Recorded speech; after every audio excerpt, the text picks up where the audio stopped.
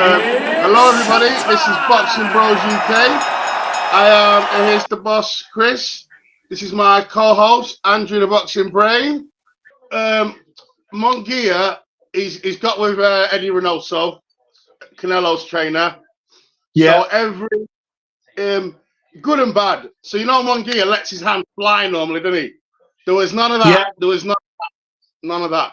So Eddie Reynoso, he got Munguia more disciplined and being more like Canelo, like educated pressure. So when he'd get in range, he'd let his hands go, throw a combination, then he took up and step around or reset. So it was very. Imagine Munguia, the Mexican who lets his hands go. That's why we love watching him. He's exciting. Was disciplined, which probably better for him adding that to his game, having the discipline. But it made for a boring fight. And that skull was trying to just land that knockout punch that he landed in round one, and it wasn't going. He did win a few rounds and landed a few shots, but like you said, the reason why he got the knockout is timing. Because when he was catching Munguia wasn't really feeling it. Do you know what I mean? So timing's a big thing, isn't it? And obviously that, Munguia just wanted to win that fight, and I totally understand why he did based on what you're describing. We're seeing a bit of a trend though, Chris, aren't we now? And I don't know. I mean, I'm talking about two golden eras in the 70s and 90s. Hagler, Hearns, and I know they were on another level. Castillo, Corrales, who are willing to go to war, willing to die on their shield. We seem to be seeing a trend now. And I don't know if it's the money, the health and safety, the trainers, because I know we'll get onto Canelo in a bit. And then, telling them to kind of calm down, not overly commit and whatever. But we seem to be seeing a trend where fighters are getting clipped, getting knocked out. Like Munguia did in the first fight, where he's just got caught. It's one of those things. And then they're just sort of scared to death to commit in rematches and in fights. Like, they're just not even willing to take, like, one big shot. It's like, fucking hell. It's like, I know I'm not in the ring, but it's like, fucking hell. It's like, it's only a punch. Like, I don't know what's going on at the moment, Chris. It's like a lot of modern fighters are not willing to kind of just, oh no, I'm not getting in there and taking any punishment whatsoever. I'll just, oh no. I mean, is this a fight? Is this entertainment, or is this just sparring? Like, what is going on? Am I missing something here? It's like we'll get. But it's like all Canelo's fights recently. Yeah. They're happy that they didn't get knocked out. I know. Like, it's the mentality. So if you look at English boxers, I look at Americans. Let's war. AJ's been knocked down 3 or 4 times. He's out on his feet. What does he do? Keeps trying. He rolls the dice. He rolls the dice. He doesn't give up. You American, you've got no balls. You've got no heart. Like AJ, he got knocked down 4 times, and he just runs at Dubois, and he lands a right hand, and he nearly wins the fight and knocks Dubois out. He has him on shaky legs, and then Dubois lands a counter shot. But that's the mentality of European fighters. Down and out, you're getting out, right, fuck it. I've got to let my hands go. I've got to knock him out or get knocked out to win. We build our sports stars up on a pedestal only to knock them down. We tend to do that a lot in the media business over here. And, and he's had his fair share of praise and his fair share of criticism. But you got to give AJ credit. I mean, all right, in the, especially when he was under Derek James against Jermaine Franklin and Helenius to a certain degree, and Otto Wallin, he looked a bit better. He was still looking a little bit scared. But in that Dubois fight in particular, and Dubois is probably the heaviest-handed heavyweight in world boxing at the moment, I would say. I mean, he got absolutely battered, like you say. And in the 5th round, he still had a chance, and if he didn't try throwing a wild uppercut from outside range when he had Dubois backed up and hurt in the corner, he could have, on another day, won that fight. But, that's a testament to him. And even when he got knocked out, he tried to get up again. So that I mean, look how entertaining that was. And I know that can potentially take years off a fighter's life. You don't want to have too many wars like that. I get it. But I think we have to remember that boxing is an entertainment sport, Chris. And, you know, and you're being paid an awful lot of money, you know, to go in there and to put on a show. You're going to have to take a few shots here and there. You're going to have to risk getting knocked out. I mean, otherwise, what are we going to make it a non-fucking contact sport? Like, what are we doing in there? Where? Because it's getting to a point now, a bit like with football. Football's become almost a non-contact sport. Yellow cards for just barely nothing. I'm worried now with the amount of money involved. We're going to get to a stage where it attracts all the wrong type of fighters with no heart, who just want to use the sweet science and the Philly shell and Mayweather, like you were saying earlier. Don't want to take any punishment, and we're going to be watching sparring sessions, and I don't want to see that. I want to see a bit of adversity. Exactly. That's part of the problem with women's boxing, is that there's no real adversity in a lot of the fights, and that boxing, without that adversity and that risk of something really, you know, something could happen here, someone could be knocked out. Without that, it's not the same sport, Chris, is it? No, definitely not, man. And I just think as well, you've got, it's like, even the next fight on the card, yeah? This is a joke, right?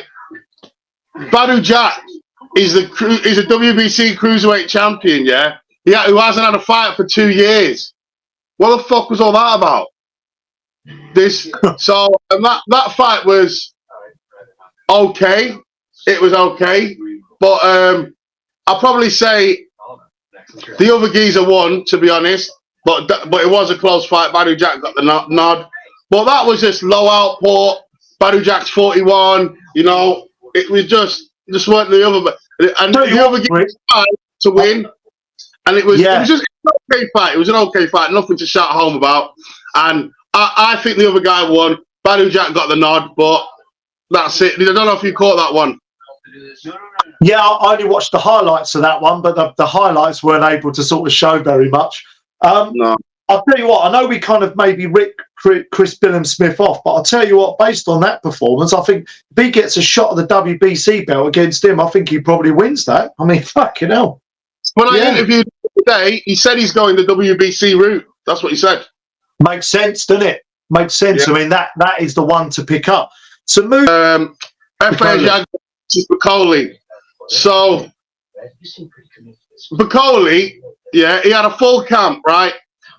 He was out of shape. He was out of shape. Like, at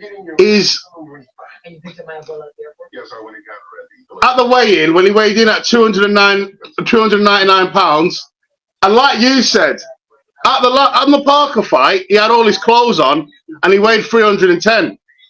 So he hasn't lost weight since the Parker fight, yeah? Oh. And he weighed, how much did he weigh for the Anderson fight? About 280, 283, something like that. So that's good conditioning for him.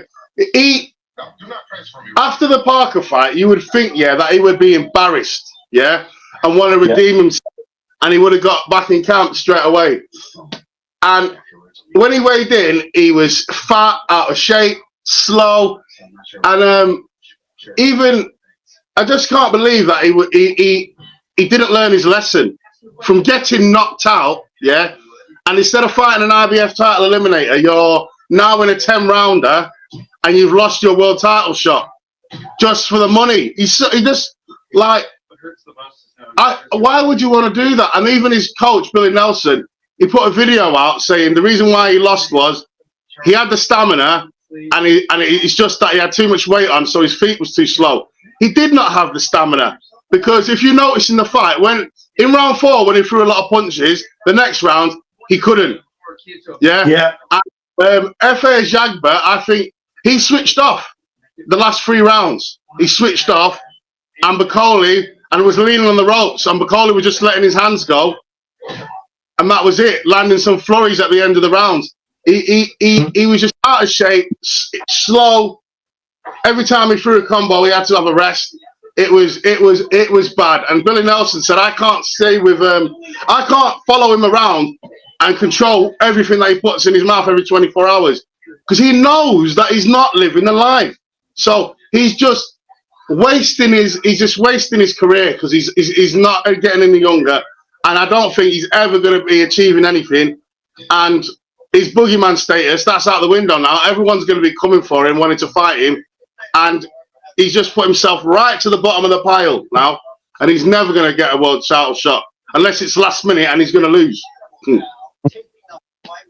Well said. I mean, again, I've been a fan of Bakole. I mean, I just feel so let down by this weekend. Garcia I was a fan of. Bakole, I've been a big fan of. My landlord, who I love with, absolutely, he's a proud African man, my landlord, and he's a good friend of mine. And he loved Bakole. And we were doing a bit of gardening together yesterday, and we were talking about this, and I showed him the Billy Nelson video you sent me.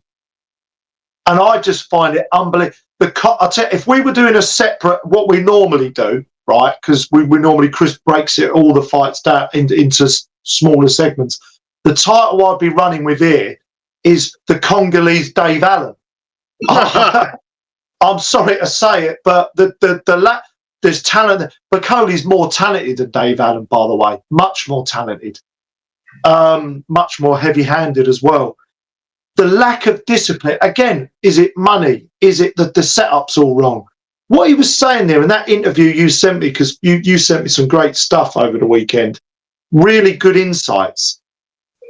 Billy Nelson was saying he's really stubborn. Up in Scotland, he goes to the African shops, he gets all the heavy old food, right?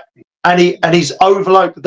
Obviously, when he goes out the gym, and it's like anything, the easy part's going to the gym. The hardest part is when you step out of the gym. We all know that. What you're doing in your downtime, how much rest you're getting, what you're putting in your gob, what are you drinking, are you getting on the beer, all the rest of it. And apparently it's shocking, right? He goes back to Africa, he's eating everything, and he's talking about bringing in an American strength and conditioning coach, a nutritionist. How has Bakole got to the top 5 in the world heavyweights without all that in place anyway, Chris? Why is he doing it now at 32? What am I missing something here? Why is Billy Nelson introducing this now? Nutritionists. You're meant to be a world-class athlete. What's going on? It's because I don't know why, but Bakole, he was on course for Ajagba for a final eliminator, winner at Dubois. Then he decided, I don't want to do that. I'm going to fight Joseph Parker last minute. But he wasn't in camp. He was in Congo. Fair enough.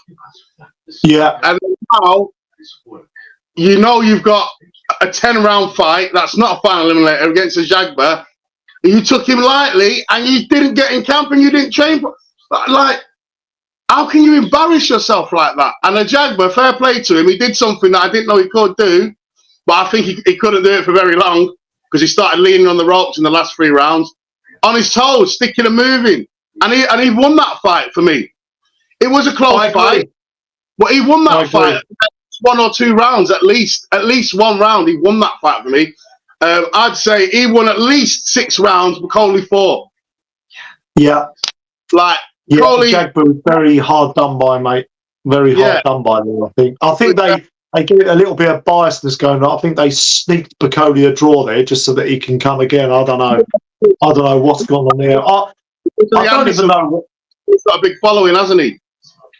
I mean, there were times there, what I would say, I suppose, and I need to watch it back again, but they were, like you say, there were times when he had Ajagba kind of on the ropes and letting his hands go. I think if he'd have come in anywhere near his, because I think for Bakole, I mean, he's a naturally big man anyway. I think his kind of perfect weight is sort of anywhere from 260 to 280, somewhere around that. I think he fights well at, where he's big and strong, but this is the thing with heavyweights. I know they don't have to make weight, and it's like something my friend was talking about. Is that, but what, can't come in 25 fucking 30. I mean, there's got to be a limit. I mean, his feet are slow anyway, Chris. Right? He hasn't got quick feet. But when he's in shape, he's able to get himself. Because for a big man, he likes a lot of inside fighting and letting his hands go. He's got a high punch output. But when he's in shape and fit, he can then get in range. He can be quicken his feet up enough to get in range to let his punches go. But the last two fights were not so much the Parker, but this one, he just couldn't sustain anything, Chris. Couldn't sustain nothing because he's just too big. Horrible shape, and now he isn't going to get a fight because no one trusts him or thinks he's serious. He's got a lot of Dave Allen all over again, isn't it? Conditioning coaches in the world, yeah, but strength and conditioning, nutritionist, all that shit, yeah, you can do all that, but if you're gonna just go to the African shop and start getting yourself some pounded yam and eating all that shit, that's bad for you when you're in camp. No one can stop you from doing that. No one can stop you from doing that. And he let himself discipline, mate, isn't it? What you can't. What a nutritionist will come over, and this is the thing I'm worried about. A nutritionist will go, right, this is what you need to do. I'm an expert in this for you and your somatotype and your body. Whatever, they'll break it all down: endomorph, ectomorph, mesomorph, all that crap. Right, but he's got to go. What's the nutritionist going to do? Sleep next to him at night, going, right, here's a boiled egg, right? You're not having any yams and rice. Come on, son, here's your tin of tuna. And what? At the end of the day, it comes down to him, as you quite correctly said, Chris. So, unless it's all very well, you could have the world's best S&C coach, right? Dubois is a good example. Dubois got Champ Performance in, strength and conditioning coach, who specialises in fast twitch fibres and foot speed, right? That's his main thing. And after the Trevor Bryan fight, he was brought into Dubois' camp. The difference being Dubois, as a Herculean work ethic, sacrifices for the sport and is willing to do anything to maximise his potential. Dubois and Bakole are completely different beasts mentally. Yeah. They must be. What you got to say it as it is. Bakole, for all his talent, clearly is ill-disciplined. He's got to be. Yeah, and sometimes hard work and dedication wins over talent. It always can win over talent. You can have say the phrase, Chris. Say the phrase, because it's a classic, isn't it, in boxing? Hard work and dedication. Yeah, hard work beats talent when talent doesn't work hard. That's it. Yeah, it's true though. It's true. Always. You've got to be a consummate professional. This game is so hard, and and when you're at that level, you've got to be disciplined. You can't just eat some jollof rice when you feel like it. You can't do it, man.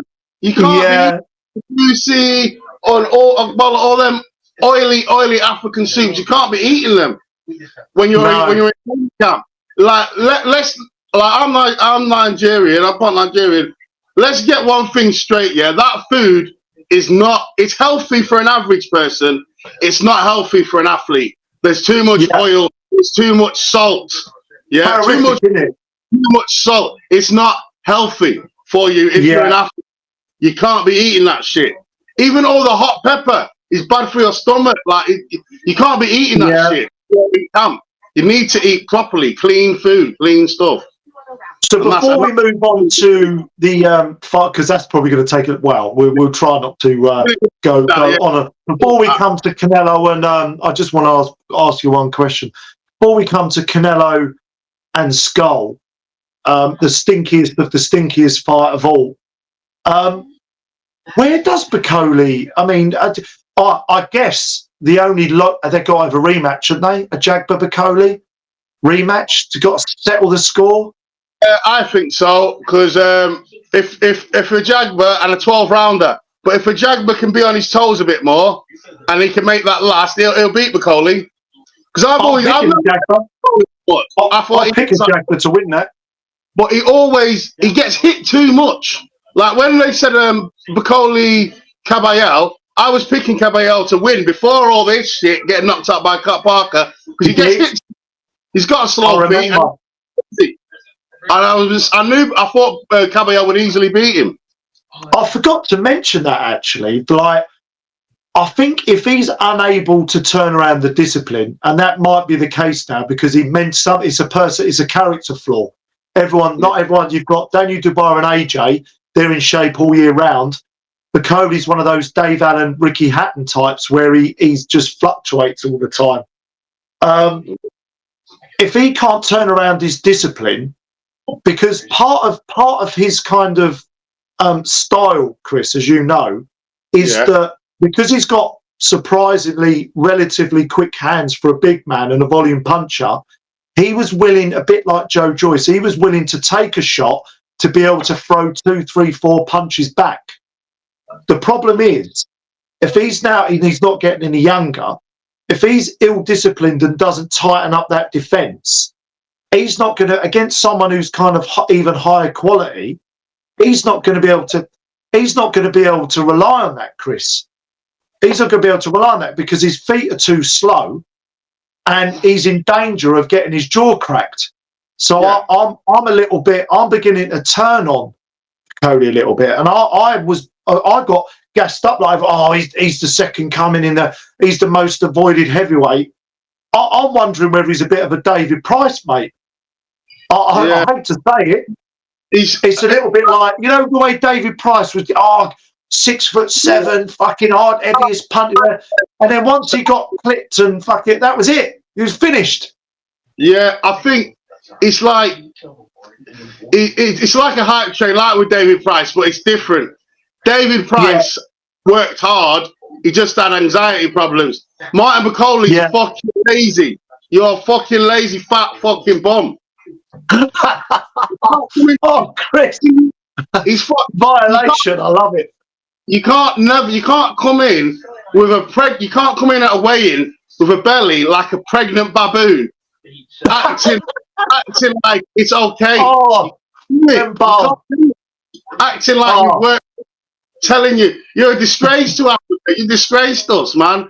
You made us look like we had discipline, and Ajagba should have won that fight for African boxing. They should have gave that fight to Ajagba because Bakole is disgracing African boxing. We haven't got many from Africa. But Bakole needed to lose that to shake him up a bit. Do you know? Even Bakole's trainer said to Ajagba, "Oh, we think you won that." Well, that's according to FA Ajagba, but he said apparently even their trainer told him he won. So, we've got to move on. Hello everyone, Chris Bulbous here. Make sure you tune in to Boxing Bros UK.